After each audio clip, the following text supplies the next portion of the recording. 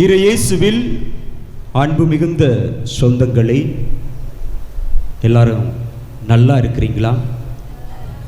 Very good. இயேசுக்கே புகழ். இந்த உற்சாகமா சொல்லுவோமே, இயேசுக்கே புகழ், இயேசுக்கே நன்றி, மரியே வாழ்க.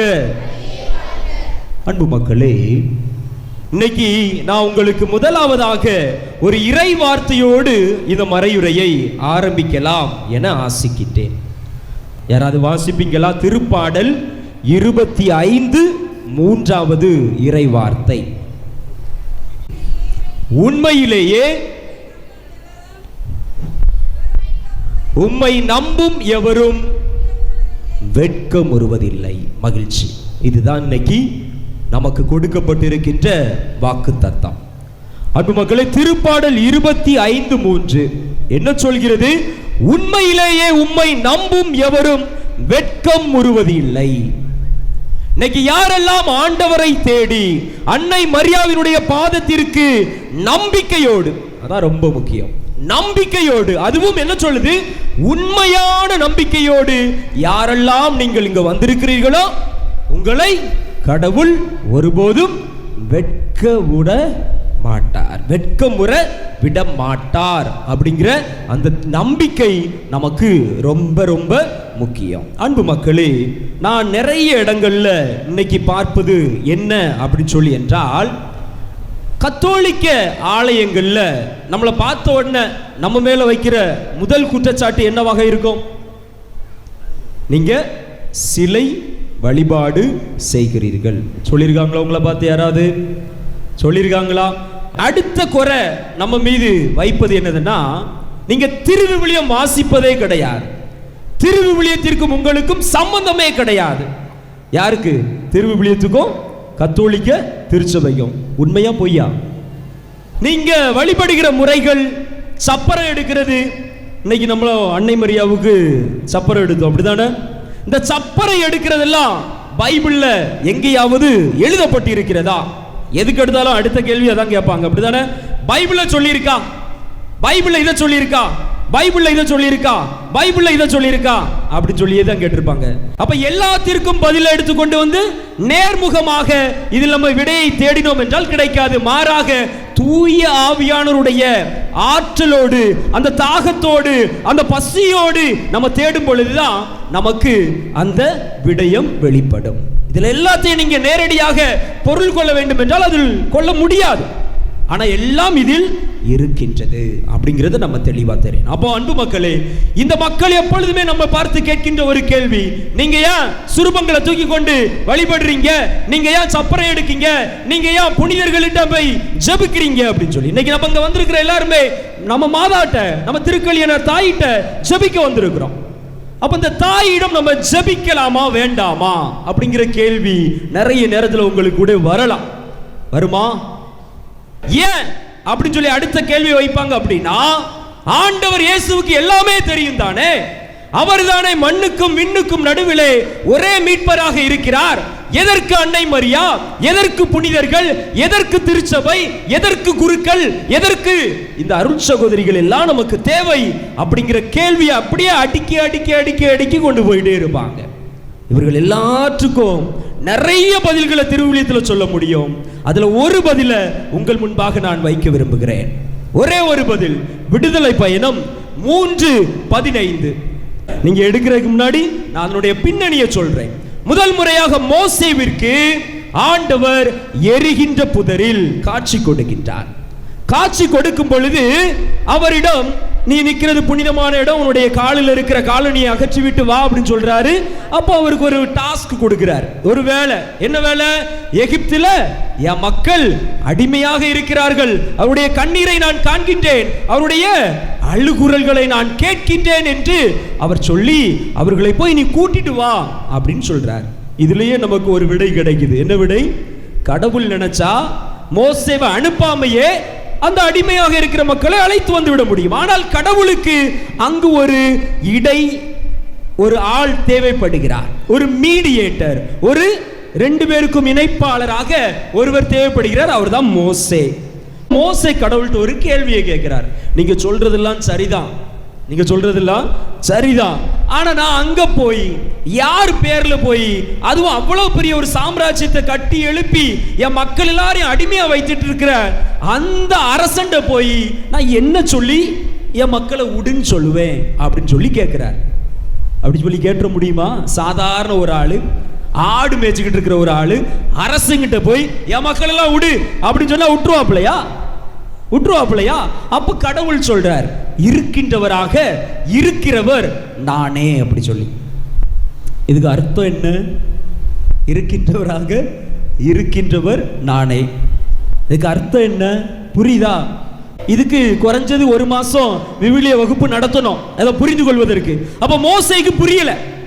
என்னையா நீர் யாருன்னு கேட்டா இருக்கின்றவராக இருக்கிறவர் நானே அப்படின்னு சொல்றீல, ஒழுங்கா தெளிவா சொல்லுங்கன்னு சொல்லும் போது அந்த 3வது பிரிவு 15வது இறைவார்த்தையை அவர் தெளிவுபடுத்துறார். என்ன சொல்றாரு? கடவுள் மீண்டும் மோசேயை நோக்கி பின்வருமாறு கூறினார், இஸ்ரேல் மக்களிடம் உங்கள் மூதாதையரினுடைய கடவுள், ஆபிரகாமின் கடவுள், ஈசாக்கின் கடவுள், யாக்கோபினுடைய கடவுள் நானே அப்படின்னு போய் சொல்லுங்கிறார். நல்லா தெரிந்து கொள்ள வேண்டும் மக்களே. கடவுள்கிட்ட மோசே நீர் யாருன்னு கேட்கிறாரு. அப்ப கடவுள் என்ன சொல்லியிருக்கணும்? நான் தான் அந்த உலகத்தை படைச்சேன், நான் தான் உனக்கு சாப்பாடு தாரேன், நீ இன்னைக்கு ஆடு மாடு மேய்ச்சிக்கிட்டு இருக்கிறிய, அது எல்லாத்துக்கும் உணவு கொடுக்கிறது நான் தான் அப்படின்னு சொல்லியிருக்கணும் அவரு. ஆனா அவரு சம்பந்தமே இல்லாம ஒரு 4-5 பேரை சொல்லி அவர்களுடைய கடவுள் நான் தான் அப்படின்னு சொல்றாரு.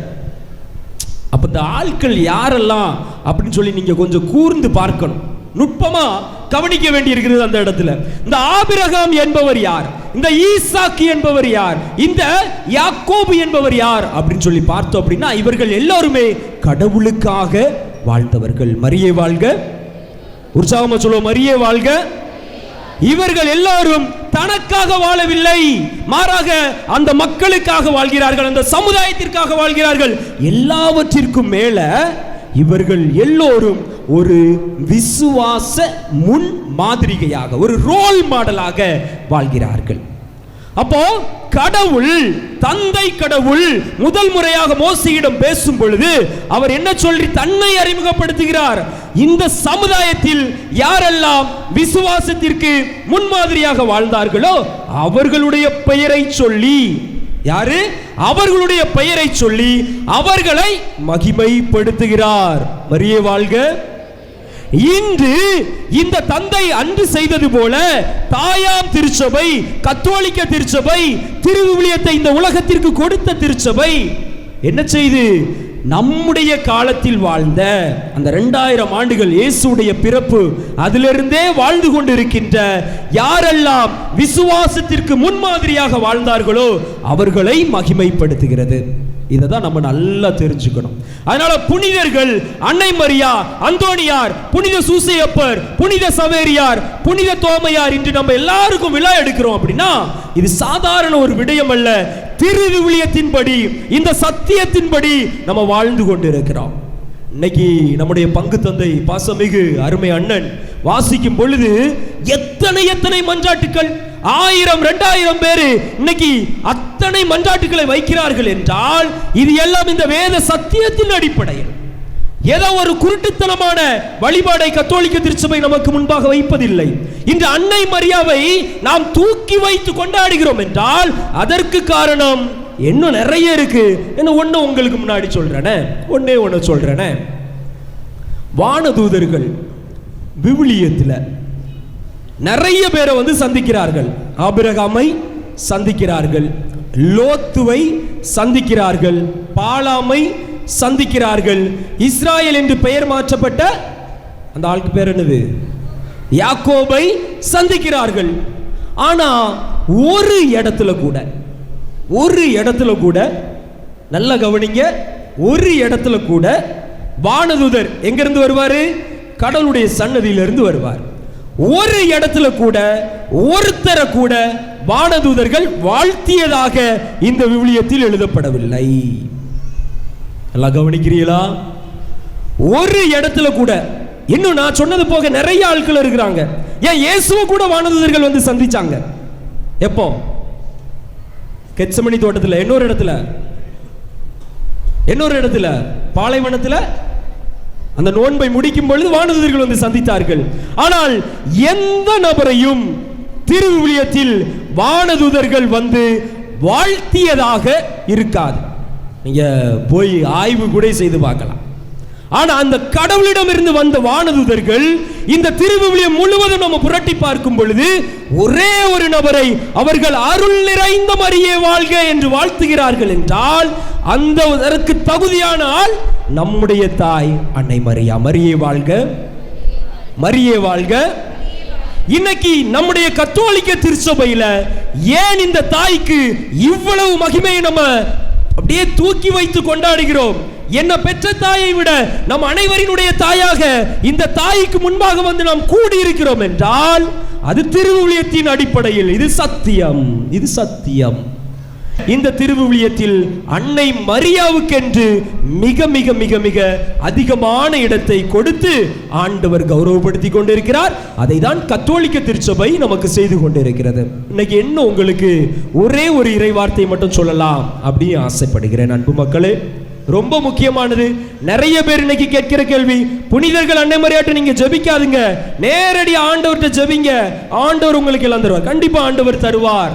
ஆனா அதே நேரத்தில் இந்த ஆண்டவர் புனிதர்களின் வழியாக நாம் ஜெபிக்கும் பொழுது கூடுதலாக நமக்கு அவர் தருவார். எடுத்து வாசிப்போமா? ரொம்ப முக்கியமானது. இது நிறைய பேர் வாசிக்க கேள்விப்பட்டிருக்கவே மாட்டீங்க. அதுதான் நம்ம இப்ப வாசிக்க போகிறோம். திருத்தூதர் பணிகள் 19, 11 மற்றும் 12. எடுத்து வாசிங்க பார்ப்போம். பவுல் வழியாக, நல்ல கவனிக்கணும், மொத வார்த்தையை தெளிவா சொல்லிட்டு, யார் வழியாக? யார் வழியாக? பவுல் வழியாக. அப்படி வாசிங்க. கடவுள் அரும் பெரும் வல்ல செயல்களை செய்து வந்தார். கடவுள் நினைச்சிருந்தா நேரடியாவே எல்லாருக்கும் அதிசயத்தை அற்புதத்தை செஞ்சிருக்கலாமே. ஏன் அவரு பவுல் வழியாக அரும் பெரும் செயல்களை செய்யணும்னு சொல்லி பைபிள்ல எழுதியிருக்கு? அடுத்து வாசிங்க. என்ன இருக்குது வாசிங்க. அவரது உடலில் பட்ட கைக்குட்டைகளையும் துண்டுகளையும் கொண்டு வந்து நோயுற்றோர் மீது வைத்ததும் பிணிகள் அவர்களை விட்டு நீங்கும், பொல்லாத ஆவிகளும் வெளியேறும். புரிஞ்சிருக்கும் நினைக்கிறேன். பவுலடியார் என்கின்ற ஒரு மனிதர் இருக்கிறாரு. ஆண்டவருக்கு உகந்த வாழ்க்கையை வாழ்ந்துகிட்டு இருக்கிறாரு. அவர் தான் நற்செய்தியை பறைசாற்றி கொண்டிருக்கிறாரு. அவர் மேல கொண்டு வந்து என்ன வைக்கிறாங்க? கை கொட்டைய. நம்ம கர்ச்சிப்பு வச்சிருக்கோம்ல, கையில வச்சிருக்கிறீல்ல, அதை வைத்துட்டு வீட்டுக்கு போய் அவங்க யாரெல்லாம் நோயாளிகள் என்று பார்க்கிறார்களோ அவர்கள் மீது அவர்கள் வைக்கும் பொழுது அவருடைய நோய் நீங்கியது. யாரெல்லாம் சாத்தானினுடைய தொல்லையா இருந்தாங்களோ அவர்கள் மீது அந்த துண்டை கொண்டு வைக்கும் பொழுது அந்த சாத்தான் அடிச்சு பிறண்டு ஓடிடுச்சு அப்படின்னு சொல்லி நான் சொன்னேனா யார் சொல்லிதான்? பைபிள் நமக்கு சொல்லுது. அன்பு மக்களே, இந்த பவுலடியார் ஆண்டவர் இயேசு கிறிஸ்துவை பார்த்தாரா? அவ்வளவு பெரிய கஷ்டமான கேள்வியை கேட்டுக்கிட்டேன். 8 கால் பூச்சிக்கு எத்தனை கால்? அதே போல ஒரு கேள்வியை கேட்டிருக்கிறேன். இந்த பவுலடியார் இயேசுவை பார்த்தாரா பார்க்கலையா? என்ன சொல்லுன்னு தெரியலன்னா, பவுலடியார் வாழ்ந்த காலமும் இயேசு வாழ்ந்த காலமும் ஒன்றுதான், சரிதானே? இயேசு வாழ்ந்து இறந்து உயிர் தெழுந்து விண்ணகம் போன பிறகுதான் பவுலடியார் ஒரு முறை கடவுளால் இயேசுவால் தொடப்படுகிறார். அது வரைக்கும் அவர் என்ன செஞ்சிட்டு இருந்தாரு? கிறிஸ்தவர்களை துன்புறுத்தி கொண்டிருந்தார்.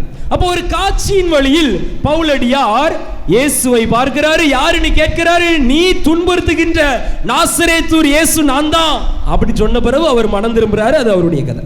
உண்மையில சொல்லணும் அப்படின்னா ஒரே காலத்துல 2 பேர் வாழ்ந்தாலும் பவுலடியார் இயேசுவை நேர்ல பார்க்கல, பிசிக்கலா. நான் இன்னைக்கு உங்களை பார்த்துக்கிட்டு இருக்கிற மாதிரி, உங்களை பார்த்து பேசிக்கிட்டு இருக்கிற மாதிரி பவுலடியார் இயேசுவை பார்க்கல. இயேசு கூட அவர் சாப்பிடல, இயேசு கூட எங்கேயும் போகல, இயேசு சொன்ன வார்த்தைகளை அவர் கேட்கல. அவரே என்ன சொல்லி இருக்கு? அவர் மேலப்பட்ட, அவருடைய உடம்புல பட்ட அந்த கர்ச்சிப்பு கூட அவ்வளவிற்கு வல்லமையானதாக இருக்கிறது, சரிதானே? ஆனா அன்னை மரியாவை நம்ம கொஞ்சம் யோசித்து பார்ப்போம். 10 மாதங்களாக தன்னுடைய உதரத்தில், தன்னுடைய வயிற்றில் இரத்த நாளங்கள் எல்லாம் தாங்கி இருந்த அந்த இயேசு அவரு கூடயே இருக்கிறாங்க. கருவறையிலிருந்து கல்லறை வரை எல்லாரும் விட்டுட்டு போன பிறகு கூட அன்னை மரியா மட்டும்தான் இயேசு கூட இருக்கிறாங்க. துன்பத்திலையும் சோதனையிலையும் வேதனையிலையும் இவன் பைத்தியக்காரன் அப்படின்னு இயேசுவை சொல்லும் போது கூட இந்த அன்னை மரியா மட்டும்தான் இயேசு கூட இருக்கிறாங்க. 12 வயசுல 2-3 நாள் காணாம போன போது அங்க தேடி ஓடி போய் எங்கயா போன அப்படின்னு சொல்லிட்டு கண்ணீரோடும் கமலத்தோடும் என்ன இதே தாய் தான் நம்ம அன்னை மரியா. அப்போ பவுலடியாருக்கே கடவுள் அத்தனை வல்லமையை கொடுத்தார் என்றால் நம்முடைய தாய்க்கு தன்னுடைய உதரத்தில் இரத்தத்தில் நாளத்தில் தாங்கி 10 மாதம் சுமந்து பெற்ற இந்த தாய்க்கு கடவுள் எத்தனை கோடி மடங்கு வல்லமையை கொடுக்க வேண்டும். அதனாலதான் இன்னைக்கு உலகம் எங்கிலும் நீங்க பாத்தீங்கன்னா, உலகம் எங்கிலும் எல்லா கண்டங்களிலும் கடல் தாண்டி மலைகளை தாண்டி நீங்க போனாலும் இந்த தாய்க்கு என்று அதிக வல்லமை இருப்பதை இந்த உலகத்தில் உள்ள எல்லா மக்களாலும் காண முடிகிறது. மரியே வாழ்க, மரியே வாழ்க. இன்னைக்கு நீங்க இங்க வந்திருக்கிறீங்க அப்படின்னா இதே நம்பிக்கையோட, இந்த பவுலடியாருக்கு இவ்வளவு வல்லமை இருந்தா என் தாய்க்கு எவ்வளவு வல்லமையா இருக்கும் அப்படிங்கிற அந்த ஒரு உறுதியோட நீங்க உங்களுடைய ஜெபத்தை இந்த திருப்பலியில ஏறெடுக்கணும். இந்த திருப்பலியில நீங்க ஏறெடுக்கணும். அதான் நான் தொடக்கத்திலே ஒரு வாக்கு சத்தியம் சொன்னேன். என்னது? உண்மையிலேயே கடவுளை நம்புகிறவர்கள் வெட்கமுற போவது இல்லை. நீங்கள் கேட்பது எல்லாம் கிடைக்கும்.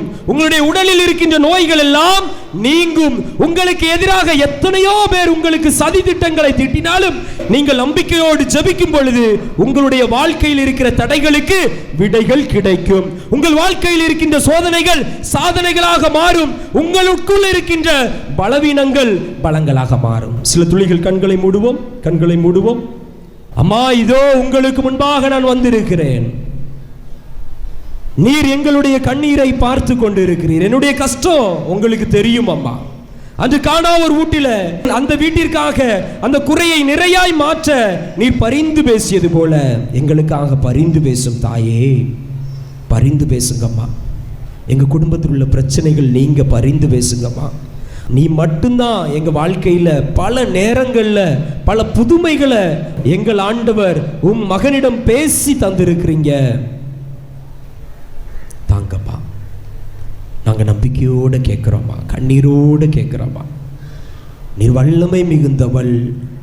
உம்மை கேட்டு ஒருவர் கூட வெறும் கையா இந்த இடத்திலிருந்து போகக்கூடாது. மகனிடம் பரிந்து பேசும். இயேசுக்கே புகழ். சத்தமா சொல்லுவோம், இயேசுக்கே புகழ், இயேசுக்கே நன்றி. மரியே வாழ்க.